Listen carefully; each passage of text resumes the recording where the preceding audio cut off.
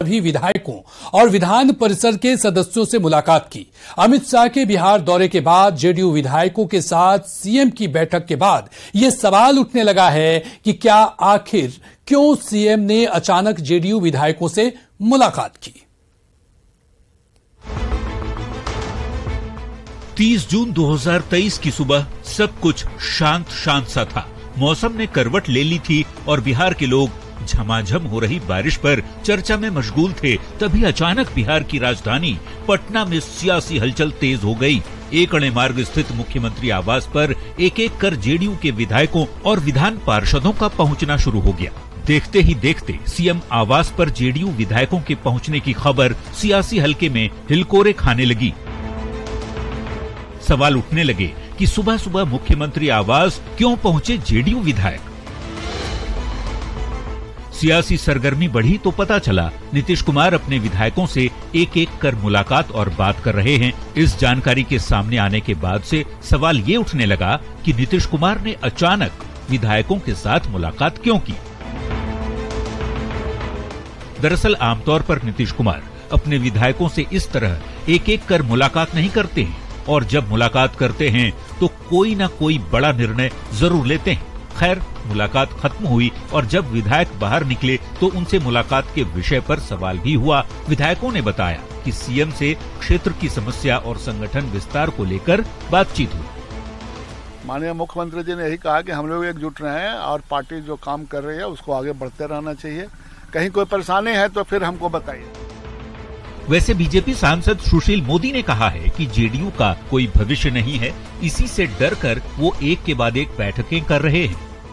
तो उनके विधायकों में भगदड़ न मचे, उसको रोकने के लिए सारी कवायद हो रही है। मौसम चुनावी है, ऐसे में सियासी हलचल तो होती ही रहेगी। बिहार में शाह की हुंकार के बाद जेडीयू विधायकों के साथ नीतीश कुमार की मुलाकात ने बिहार में सियासी कयासबाजी तेज कर दी है। न्यूज 18 के लिए पटना से शैलेंद्र और धर्मेंद्र की रिपोर्ट।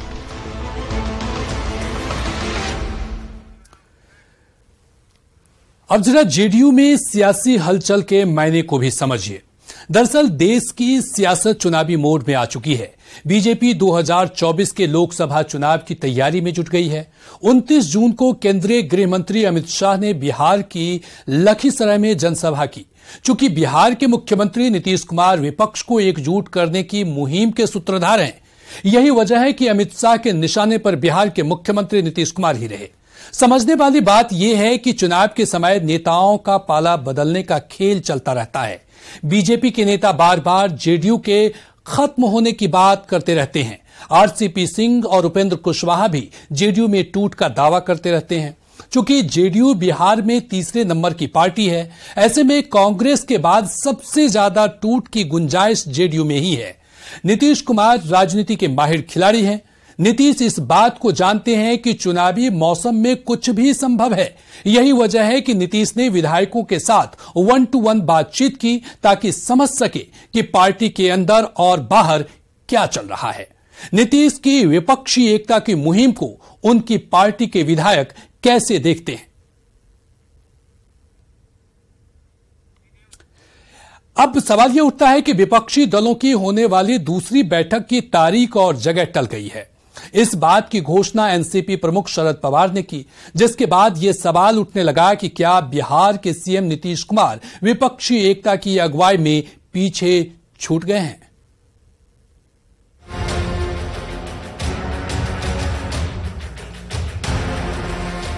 विपक्षी एकता की अगुवाई में पीछे छूट गए नीतीश।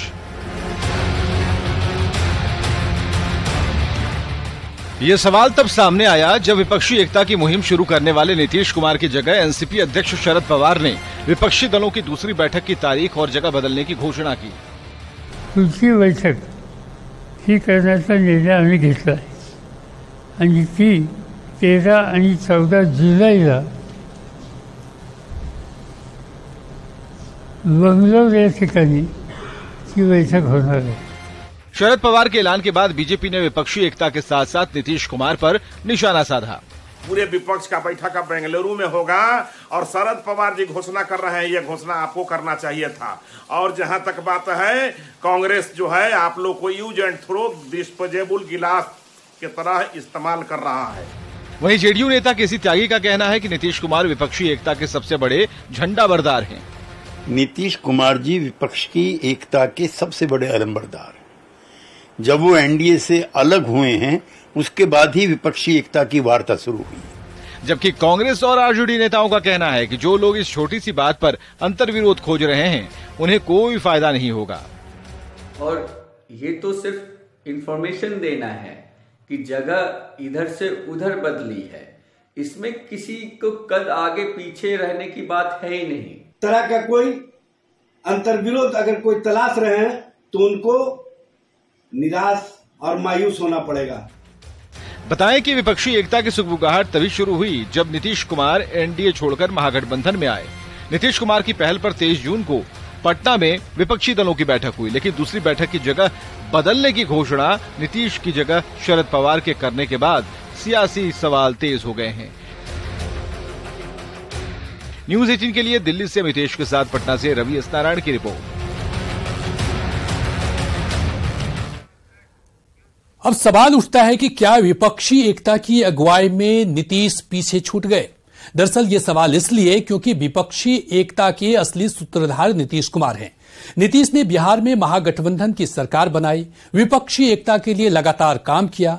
अप्रैल में पटना में तेलंगाना के सीएम केसीआर से मिले, बीजेपी को हराने के लिए विपक्ष को एकजुट किया, कांग्रेस को मेन फ्रंट का हिस्सा बनाने का ऑफर भी दिया। नीतीश के ऑफर पर कांग्रेस ने हरी झंडी दिखाई। हरी झंडी के बाद नीतीश की सक्रियता बढ़ी। दिल्ली में राहुल, खड़गे, केजरीवाल से लगातार वो मुलाकात किए। दिल्ली में लेफ्ट लीडर्स येचुरी और डी राजा से मिले। कोलकाता जाकर ममता बनर्जी से मुलाकात की। उसी दिन लखनऊ जाकर अखिलेश यादव से भी मिले। ओडिशा जाकर नवीन पटनायक से मुलाकात की। फिर झारखंड के सीएम हेमंत सोरेन से मिले। मुंबई जाकर शरद पवार और उद्धव ठाकरे से मिले, जिसके बाद सहमति बनी और 23 जून को पटना में विपक्षी दलों की बैठक हुई। पटना की बैठक में नीतीश को संयोजक बनाने पर चर्चा हुई। उस बैठक में तय हुआ कि अगली बैठक शिमला में होगी। उस बैठक में गठबंधन के नाम का ऐलान होगा। उसी बैठक में कॉमन मिनिमम प्रोग्राम बनेगा। लेकिन बैठक की तारीख और जगह दोनों अचानक बदल गई। विपक्ष की अगली बैठक 14 जुलाई को बेंगलोर में होगी। इस बदलाव का ऐलान सीएम नीतीश कुमार ने नहीं किया, बल्कि बदलाव का ऐलान एनसीपी चीफ शरद पवार ने किया। उसके बाद यह सवाल उठने लगा है कि विपक्षी एकता की अगुवाई में नीतीश कहीं पीछे तो छूट नहीं गए।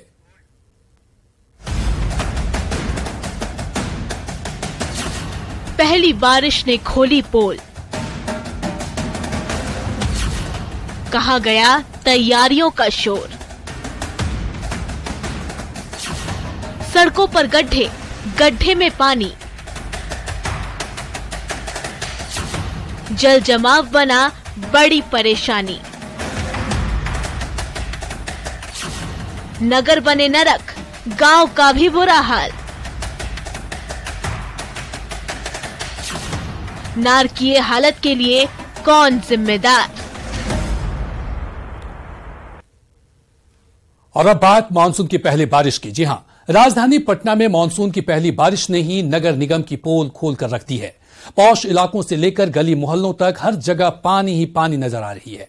स्मार्ट सिटी में चंद घंटे की बारिश में कैसे सड़क पर गड्ढों में पानी भर गया, न्यूज़ 18 के कैमरे में देखिए और समझिए कि आखिर क्यों बार बार राजधानी मानसून की बारिश भी झेल नहीं पाती।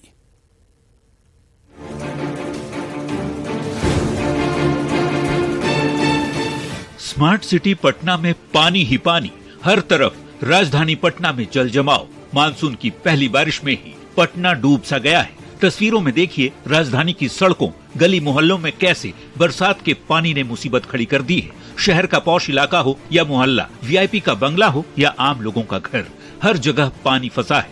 बरसात से हाल सभी का बुरा हो रखा है। राजवंशी नगर का यह पूरा इलाका जो है वो पानी में किस कदर डूबा हुआ है, ये जरा देखिए। यहाँ पे अगर आप आएंगे तो यहाँ पे कई आईएएस रह रहे हैं। यहाँ पे रूनी सैदपुर सीतामढ़ी के जो विधायक हैं पंकज कुमार मिश्र, ये उनका आवास है। नगर निगम की लापरवाही की पोल खोलती तस्वीर आपको राजधानी के बारीपत की दिखाते हैं, जहां बड़े बड़े गड्ढे बनाकर छोड़ दिए गए हैं। इन गड्ढों को ढका तक नहीं गया है। सड़क के बीचों बीच खोदे गए गड्ढों में 2 से 4 फीट तक पानी भर चुका है। सोचिए ना कोई बैरिकेडिंग है, न ही इन्हें ढका गया है। तो लेकिन दावे जो है वो उसकी हकीकत जरा देखिए ग्राउंड जीरो पे कि यहाँ पे कितना गड्ढा है। ये जरा देखिए कि यहाँ पे आप ये जरा देखिएगा, एक कदम अगर और आगे आए तो ये पूरी की पूरी जो बांस की फट्टी है वो किस कदर अंदर जा रही है। ये जरा देखिए, पूरी की पूरी बांस की जो फट्टी है वो यहाँ पे लगभग 3.5-4 फीट का वो अंदर में चली गई। नमामि गंगे योजना के तहत बोरिंग कैनाल रोड पर सड़कें खोद दी गईं, लेकिन बारिश के चलते कैसे गड्ढे में एक कार फंस गई वो देख लीजिए। बोरिंग कैनाल रोड में ही एक गड्ढे में ट्रक फंस गया, जिसे जेसीबी के जरिए निकालने की कोशिश की गई, तब जाकर ट्रक बाहर निकला। जरा सी बारिश हुई है, देख सकते हैं आपकी रास्ते से गुजरने वाली जो गाड़ियां हैं किस तरह से रास्ते में फंस रही थी। और बोरिंग कैनाल रोड की ये तस्वीर है जहां पर बड़े से गड्ढे थे और इस गड्ढे में देखिए कि ट्रक जो है फंस गया था। मानसून की पहली बारिश ने ही पटना नगर निगम की तैयारियों की पोल खोल दी है। ऐसे में सवाल उठता है कि क्या निगम को मानसून की जानकारी नहीं थी? निगम ने बारिश से निपटने की तैयारी क्यों नहीं की? तैयारी नहीं थी तो फिर बड़े बड़े दावे क्यों किए गए? 2020 की घटना के बाद भी निगम की नींद क्यों नहीं टूटती? जिम्मेदार अधिकारियों पर आखिर कार्रवाई क्यों नहीं होती? न्यूज़ 18 के लिए पटना से रवि एस नारायण और रजनीश कुमार की रिपोर्ट।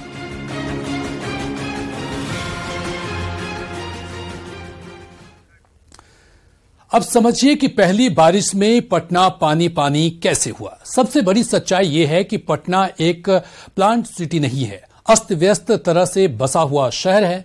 पटना शहर से पानी निकासी की व्यवस्था दुरुस्त नहीं है भी तो शहर की ड्रेनेज व्यवस्था पूरी तरह से फेल है, जिसकी वजह से पहली बारिश में पटना डूब गया। समझने वाली बात यह भी है कि पटना में एक साथ 3 काम चल रहा है। शहर भर में नमामि गंगे का काम चल रहा है, ड्रेनेज सिस्टम दुरुस्त करने के लिए खुदाई हुई है और कई जगह मेन होल खोल गया है, और तीसरा बड़ा काम पटना मेट्रो का चल रहा है। इन कार्यों की वजह से खुदी हुई सड़कों की मिट्टी और कचरे के अंबार से ड्रेनेज ब्लॉक है, जबकि मॉनसून के पहले नगर निगम ने बड़े बड़े दावे किए थे। जनवरी से ही ड्रेनेज सिस्टम को दुरुस्त किया जा रहा है, लेकिन अभी तक ड्रेनेज सिस्टम दुरुस्त नहीं हो पाया और पहली ही बारिश में पटना में जल जमाव की स्थिति पैदा हो गई और नगर निगम के तैयारी के दावों की पोल खुल गई। तो मानसून की पहली बारिश में ही पटना पानी पानी हो गया, राजधानी के कई इलाके जलमग्न हो गए। इस हालत के बाद पटना नगर निगम के दावों की पोल खुल गई। अब याद तो उस दावे को भी किया जा रहा है जिसमें नगर आयुक्त ने कहा था कि जैसे कोलंबस ने अमेरिका की खोज की थी, वैसे ही उनकी टीम ने ऐसे ऐसे नालों को खोजकर उनकी भी सफाई कराई है जो सालों से साफ नहीं हुए थे।